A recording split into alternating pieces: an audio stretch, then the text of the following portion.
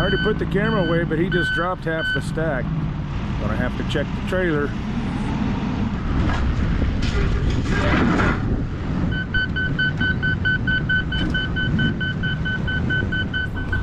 Have you ever heard the analogy of a monkey and a football? Morning, driver. Yeah, it's Wednesday. I was off Monday and I worked on the truck Tuesday, and we're gonna try to salvage the week a little bit here. We're heading out to another gold mine, a different one in central Nevada, the middle of Nevada. And from there, we're gonna go to Salt Lake City. So it's time to get the truck fired up. We've got about a 3.5 hour drive to get there.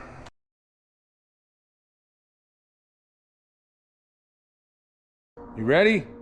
The door's unlocked. Let's go get in. My name is Jupiter. I drive a truck. I own the truck I drive, and that's why I called my company Jupiter Trucking. Join me, and I'll take you along on some of the different things I end up doing to make a buck with a truck.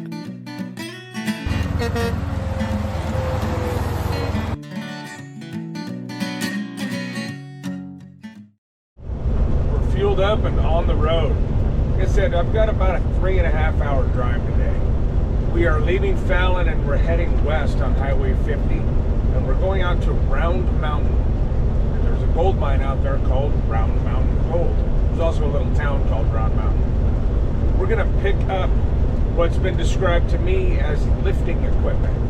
I don't really know what that means, but they said they wanted a flatbed and not a step deck. So we're still taking the flatbed. This trailer's been pretty handy lately.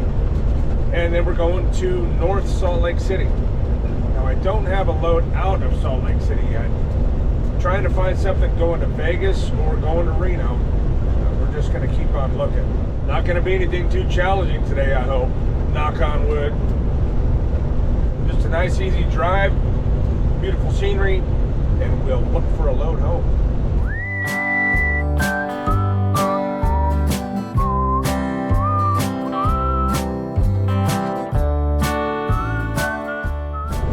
My mom told me that watching my videos where I drive through windy roads and canyons at high speed makes your car sick. So we'll try some straight roads.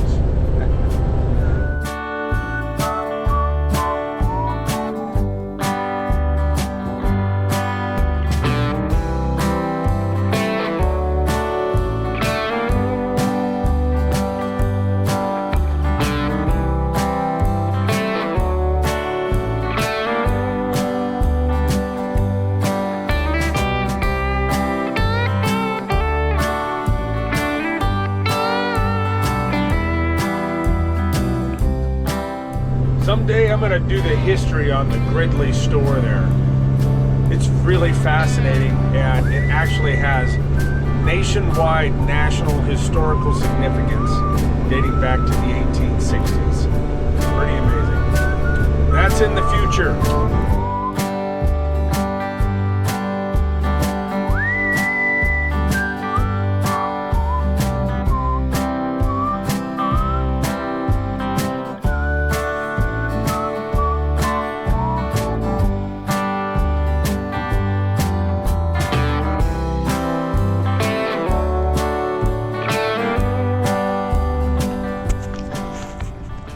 Go check in and get our guy to come up here and give us an escort into the place. All right, piece of cake. I guess I'm getting 2 big hydraulic cylinders. I'm going down into the pit. But I have a problem. It's a big problem.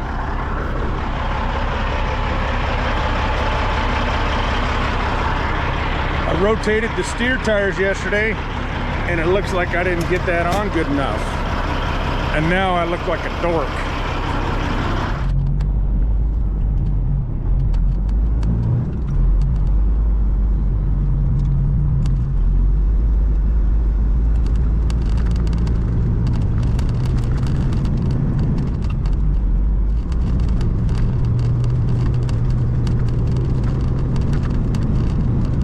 You'll probably notice that all traffic when you're on a mine site is on the left-hand side. It's left-hand traffic.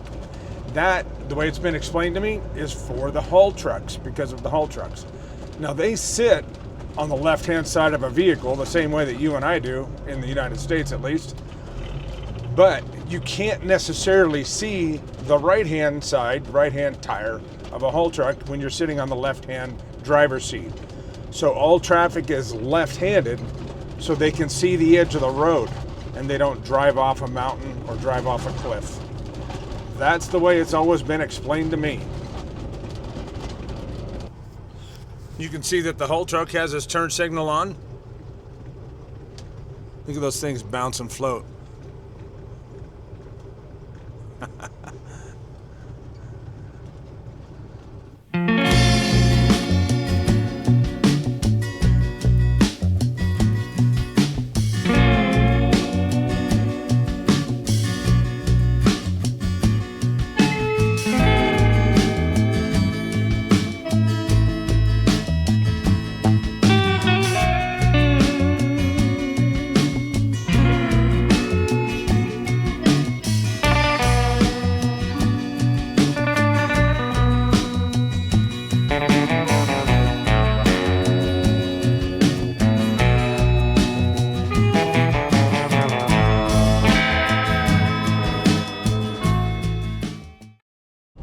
We're done for now.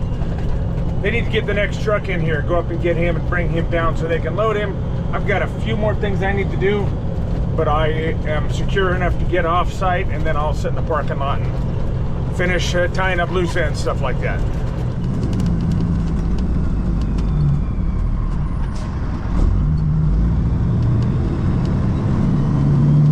This is what we've got. I'll have to find a picture of it to show you. But it is actually lifting equipment. It's kind of interesting. It's a giant jack, a hydraulic jack, to lift some of these giant cranes up to separate the tracks from the body so you can work on that main bearing part underneath it. He showed me a picture. He said he'd send it to me. Let's see if I can get it from him or find one. But that's what this stuff is. He tried to explain it to me, and it really didn't make any sense until I saw a picture, and then I was like, oh, that makes perfect sense. We're about 38,000 pounds, 40,000 pounds. One guy told me 37, one guy told me 43, one guy told me 47. So, we're legal, and we're gonna head to Salt Lake. We've been here a couple hours. Time to hit the road.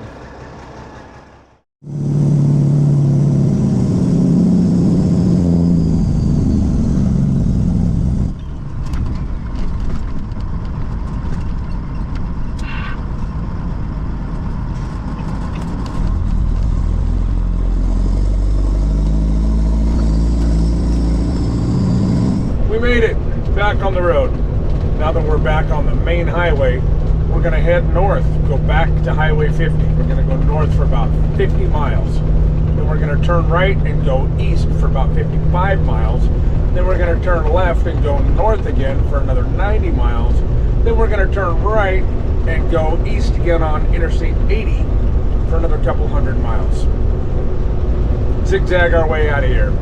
It's a couple miles longer than other routes, but it's a lot flatter. Less mountains, less curves, better fuel economy. We're going to work on that a little bit.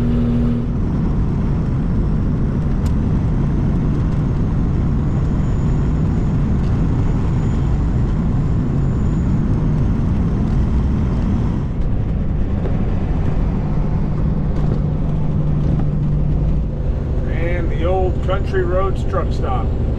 Boy, did I spend a lot of time there back in the day.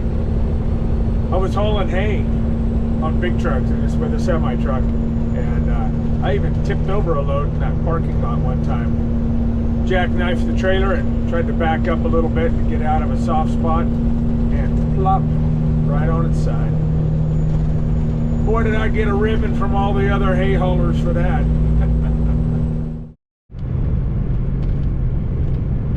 I did not realize I'd spend 30 minutes waiting for a pilot car and then drive 20 miles an hour for whoever knows how long.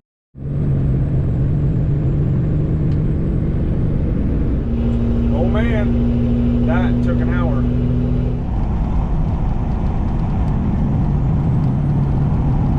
Hey, so I've got about 15 miles miles before we get onto the interstate. Let's take a minute and do a license plate update. I've got a couple plates to add. Pretty cool, and I can't wait to show them to you. Okay, let's do this real quick. It's that time. We're gonna put a cool little selection of plates on the board here. And I'm gonna start off with the one from my neighbor Mark, Mr. Bones. Now, I wasn't sure what I'm gonna do with this, but I believe I'm gonna put it right there. And Mr. Bones can have his own license plate board. We'll have one to call this. Leave him there for a minute. Thanks, Mark. And I hope you get to come by and look at it here before too long. Next, I got a couple plates from Tom. He didn't tell me much about them, but a Texas plate and a Washington plate. They're both in great shape. And, well, look at that. I don't have Texas or Washington on this board, but I do now. So thank you, Tom. I appreciate you sending these, and they're gonna look good on the board. I also got two plates from Doug. Doug in Utah. This one is off of a 1929 Model A Tudor sedan. Now the Model A, 1929, late 20s Model A, from what I've seen, is what I envision when I see the classic hot rod. It's really hard to look at the hot rods that are out today and envision that as just a regular showroom model, Model A. They're beautiful cars, classic. And this one's gonna look great on the board. I love it. Thank you, Cruisin' A. Thanks, Doug. The other one that Doug sent, a tall 20T. This is off of a 1920 Model T. Now he said it's off of a 1920 center door Model T, and I'd never heard of that before. So I looked it up, and interesting. You know how today we have a front door and a back door? This was one door on each side, both left and right sides, in the center that both front and rear passengers used. And I'll be honest with you, I'd never heard of that before. He didn't send me pictures of his cars, but I did look up the center door, the 1920 center door, and man, we've come a long ways. That's 106 years old now. Thank you, Doug. This is gonna look great on the board. I am looking forward to screwing it up. Nice. That looks really good. This is a great start to this board. Don't forget, behind this board, look at all of these. I am still trying to figure out where to put this. Look how cool this is. We've got a hell of a collection started here. If you have a plate that you would like to put on the board here, or like to have me put on here, one that we'll see forever, because I got a good idea. Oh, I have so many ideas. I have so many ideas. I just lack time and money. I have my address down below, and you can send me a plate. We'll do this. I do it every couple months, month and a half or so. Thank you guys so much. Tom, Doug, Mark, thank you guys so much. You guys don't even know how cool this is.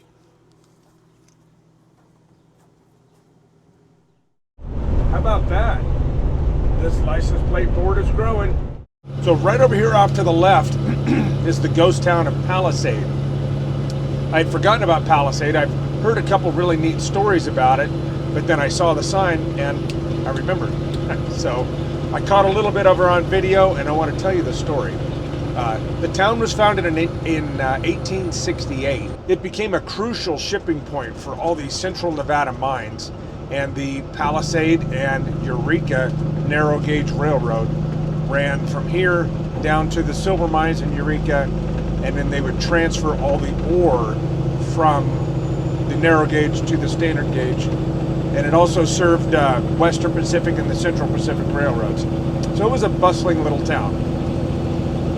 Its biggest claim to fame is that they used to stage Wild West gunfights here, and it was a secret. Nobody outside of town knew that they were hoaxes. They were staged.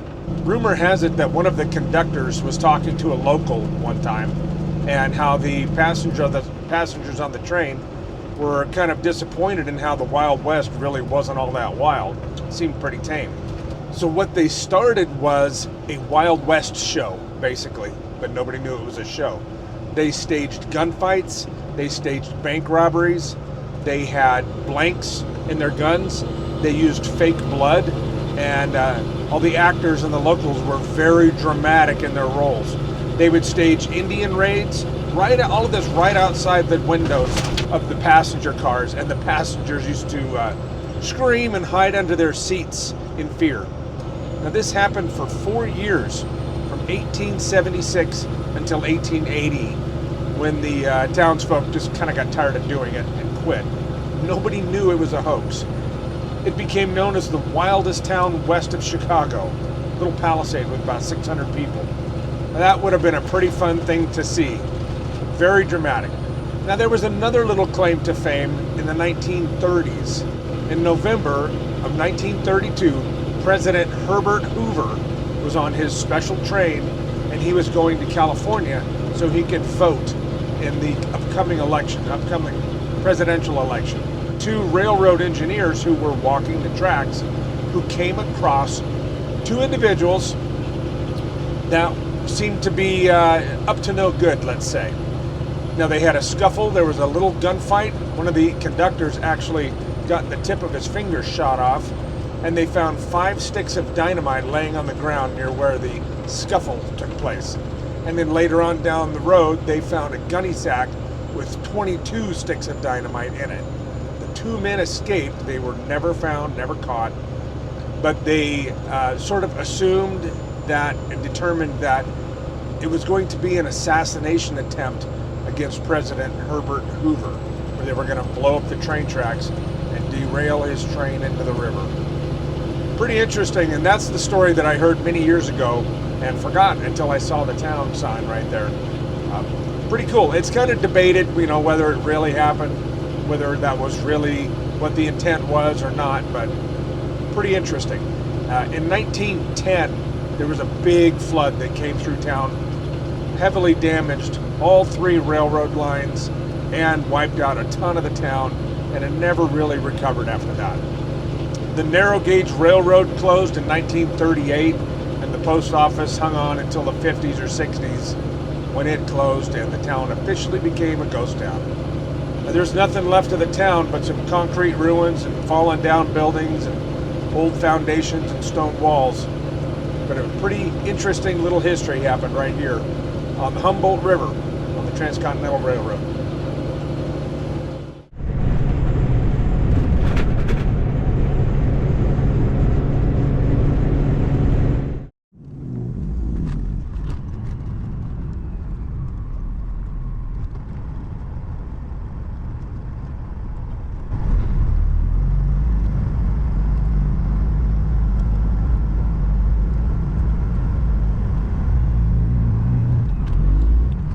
According to that readout, it looks like I'm about 79 to 80,000 pounds on the money. Nice.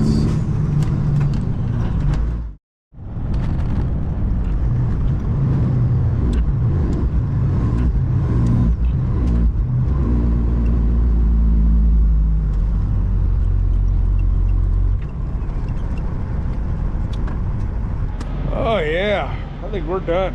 It's 8:30 at night here. I'm an hour ahead. I got my full day in. A couple things I wanted to show you real quick. These were a little difficult to tie down. As we loaded it, this big pin here is just loose. I asked him about it and he goes, yeah, you might want to put a strap on that. I thought it might be at least locked in or something. So I had to put a strap around it to keep it in that way, and then a strap over it to keep it from bouncing. And then tied down with a chain down here. These weren't exactly simple to tie down. This one here wasn't bad.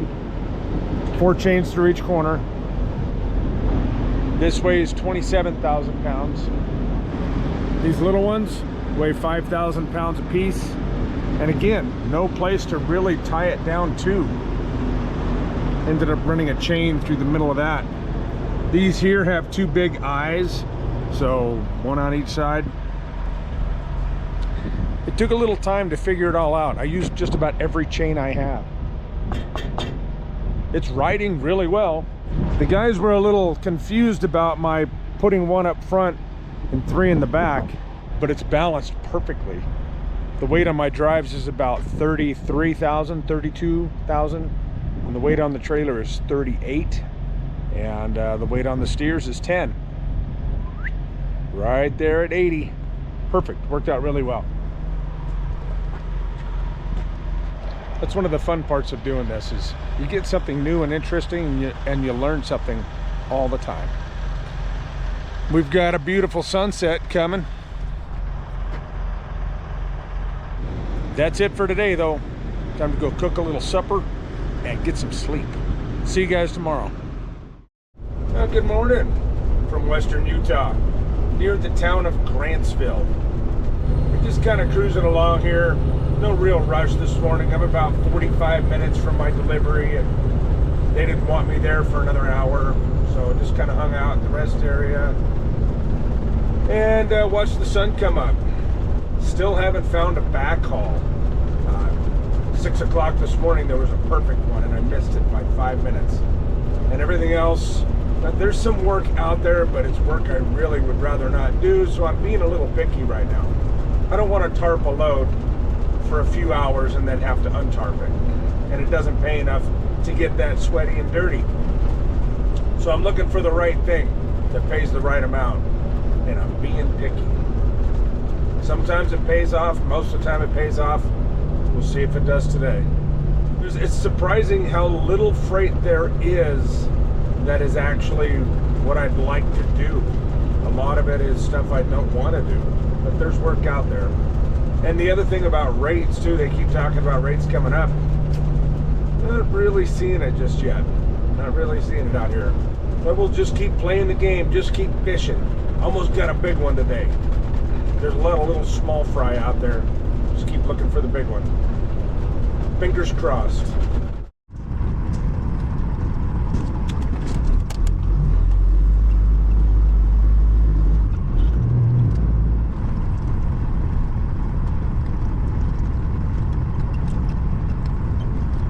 I do believe I'm here.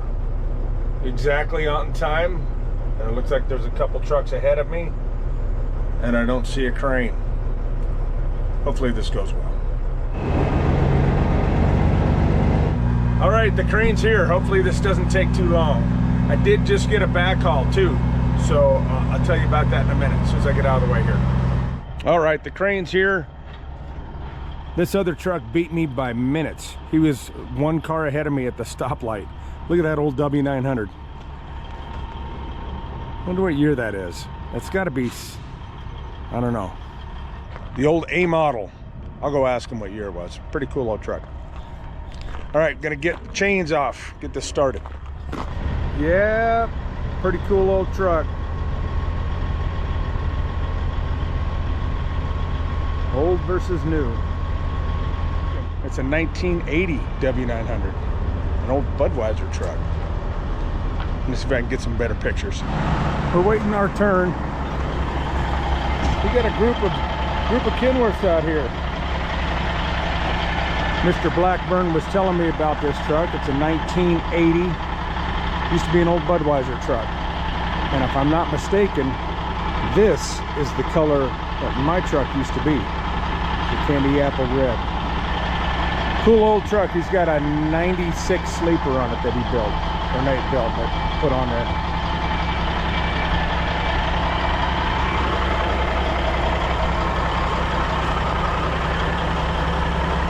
Something classy about these old trucks.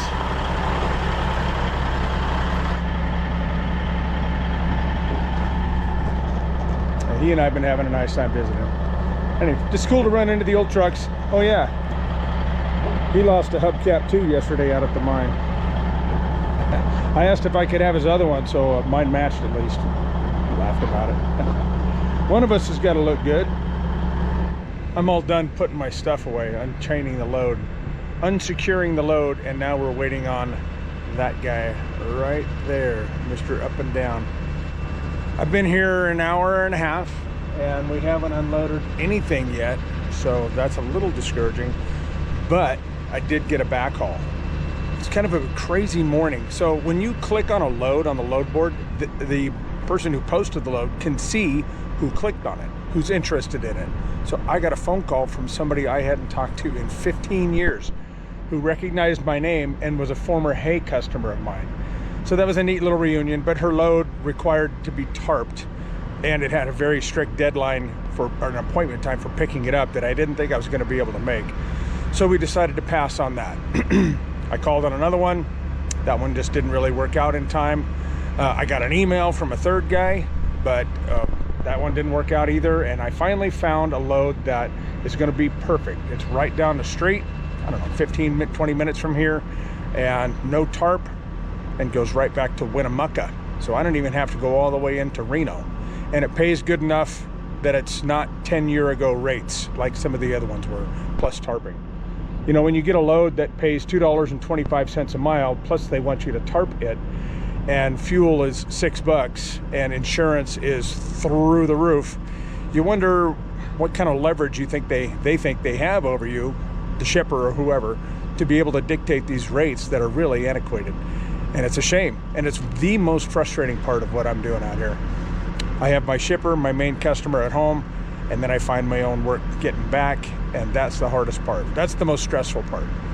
But if you play it right, watch it like a hawk, Amiee in the office helps a ton. We usually make it work, and we made it work. So now I just need to get over there and get it.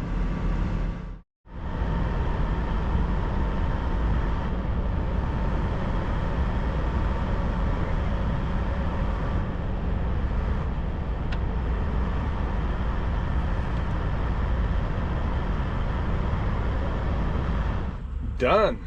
But he's really slow moving on that one, being very cautious, which isn't a bad thing. You know, my son Hayden, he works out at a geothermal plant in Fallon, and just this morning he sent me a picture of a crane that failed. Not operator error, 2 pieces of a crane, and the tubing just buckled. Bad scene. This is a completely different type of crane here, but I sure don't want anything like that to happen.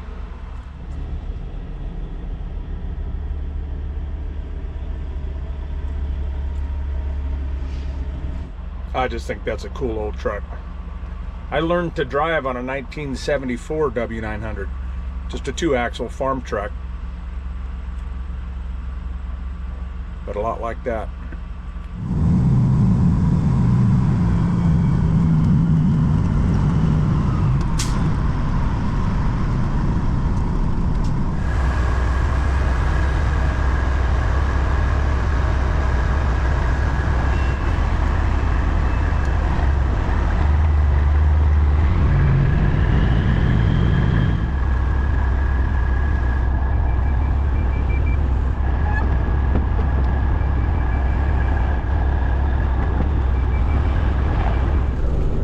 There.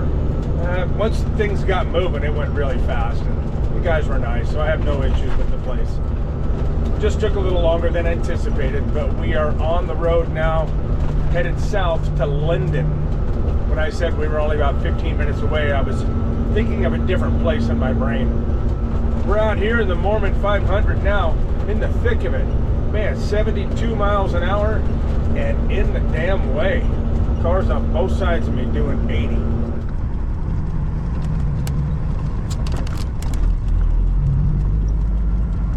I'm here. So this is grating. We're loading grating, and I was wrong. I tell you what, my brain's just been a little scrambled today. This isn't going to Winnemucca. This is going to McCarran out on USA Parkway to the galvanizer. We're all loaded. Not too shabby.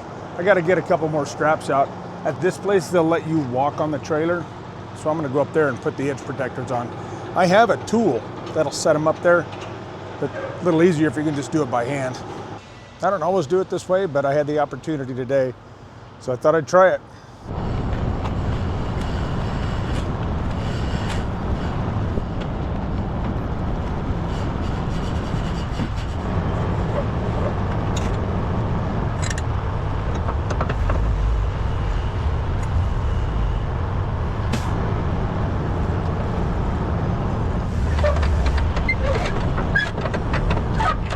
My work is done here.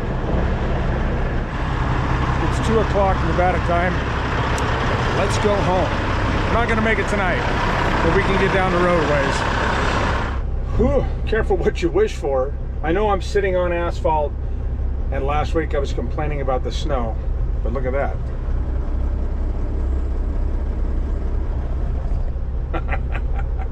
Summer's here.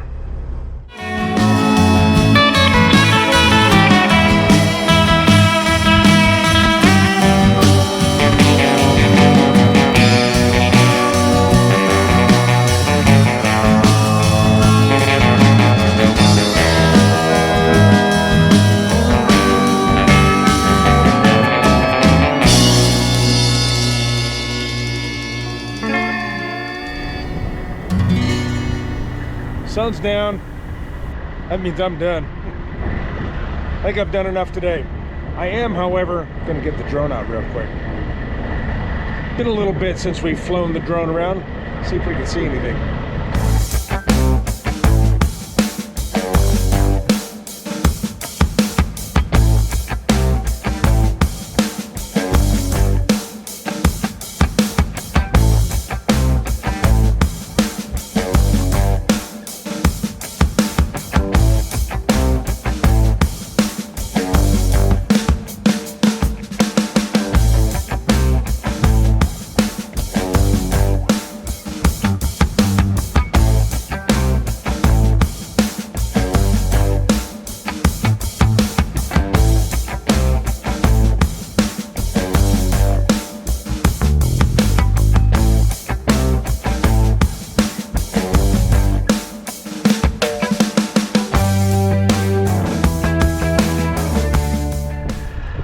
Thank you, little Zippy.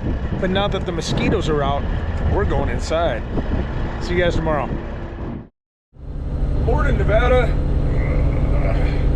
Time to hit the road. A couple hours to go to get our stuff off, and then we're gonna go get this truck washed.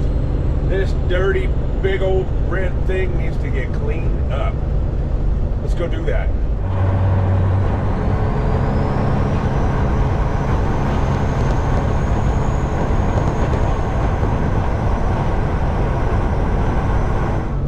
What do you know, they're starting to clean up that train wreck.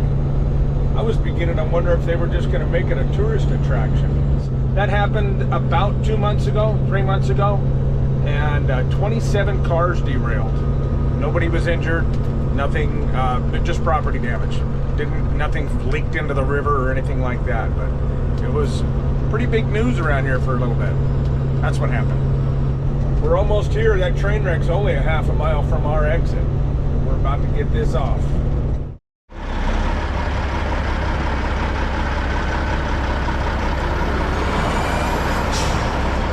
Those trucks are everywhere out here. They drive around with big concrete blocks on them, just testing. They drive around in circles. They don't go anywhere, they don't deliver anything. They just put on miles. They're coming. Oh no. There's trucks lined up out in the street. I've never had this happen here before.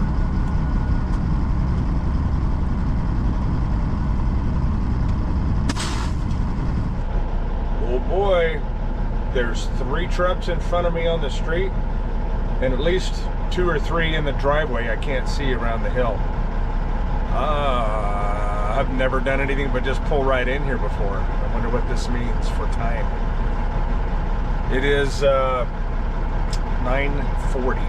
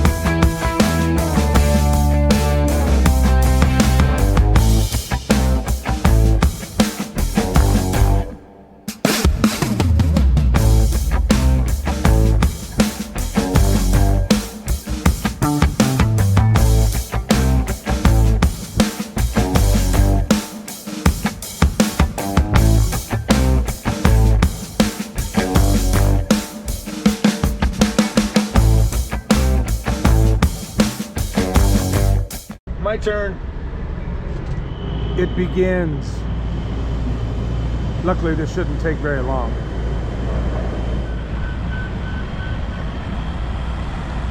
I already put the camera away, but he just dropped half the stack. Gonna have to check the trailer. Doesn't look like there's any damage. Nothing I can even see.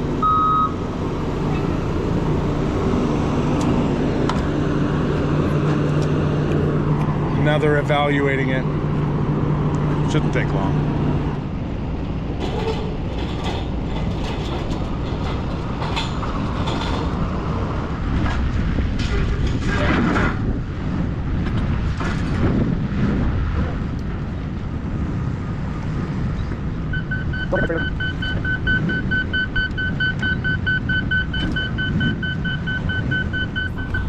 Have you ever heard the analogy of a monkey and a football?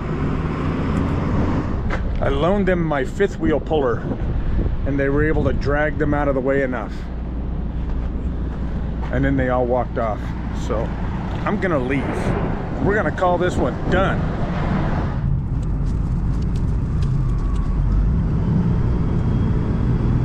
Wow. That stuff's all falling over too.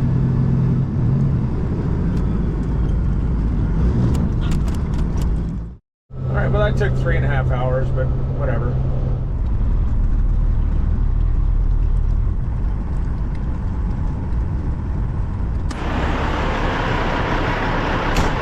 I love it when there's no line at the truck wash.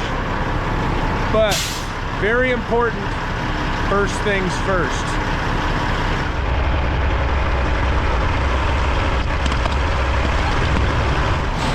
Yeah, I just ran over to Love's real quick and grabbed a hubcap.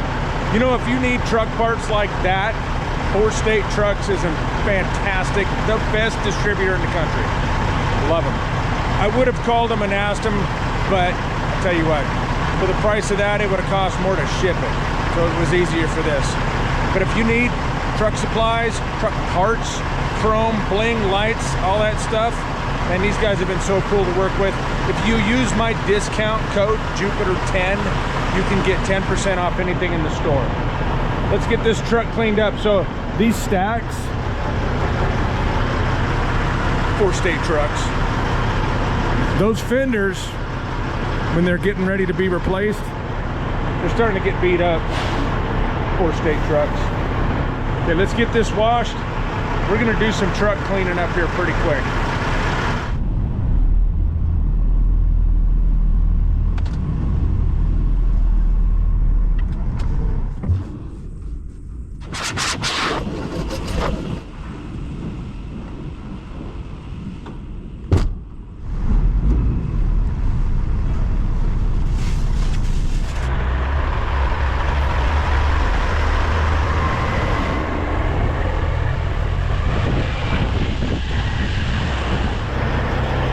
They didn't do too bad. Kind of hard to complain when the truck was really dirty. Let's go home. I'm ready. All done with that, and I'm home. I have 2 more important things I want to share with you.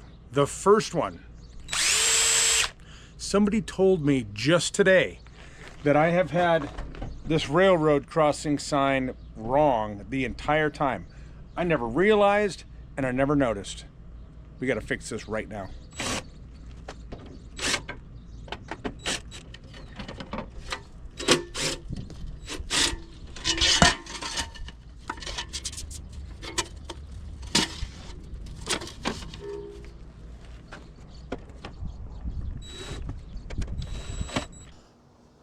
I honestly have no idea why this never dawned on me to look at or check or authenticate or any of those words. There we go. Rail belongs on the upper left. What a flub. I'm sorry, and thank you guys. You're making me smarter every day. Okay, the second thing I want to share with you.